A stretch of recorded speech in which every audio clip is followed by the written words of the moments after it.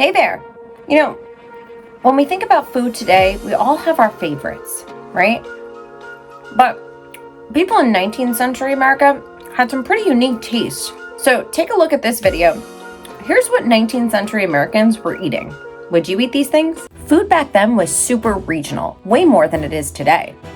You could thank the lack of fast transport for that. Basically, if it didn't grow near you, you probably didn't eat it. Of course, some Victorian era foods have stuck around, like oatmeal, roast beef, tomato soup, even mayonnaise.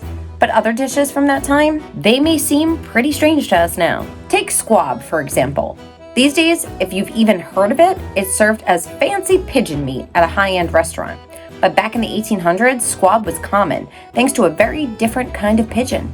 That pigeon? The passenger pigeon.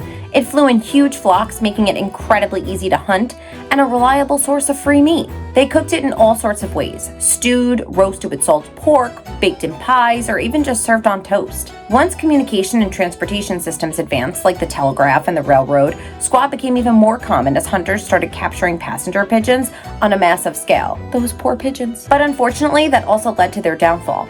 By 1914, the passenger pigeon was extinct. Another classic dish? Chicken fricassee.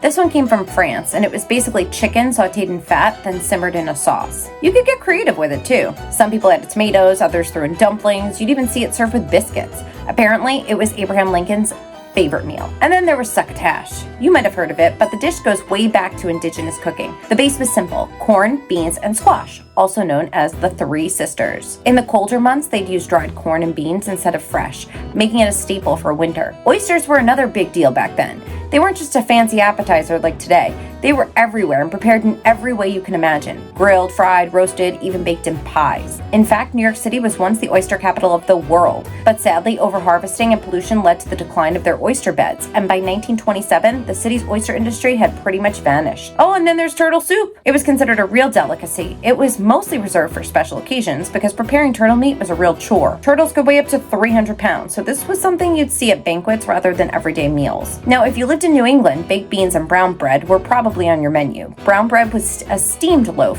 from rye, wheat, and molasses, and it was traditionally served with baked beans. The bread was steamed in a can, giving it that distinct round shape, and it was an affordable, filling meal for the region. So while some of these dishes may seem a little odd today, they give us a peek into what life was like back then and remind us that food trends are always changing. Who knows, maybe in another 100 years, people will look at some of the things we're eating and think we're strange.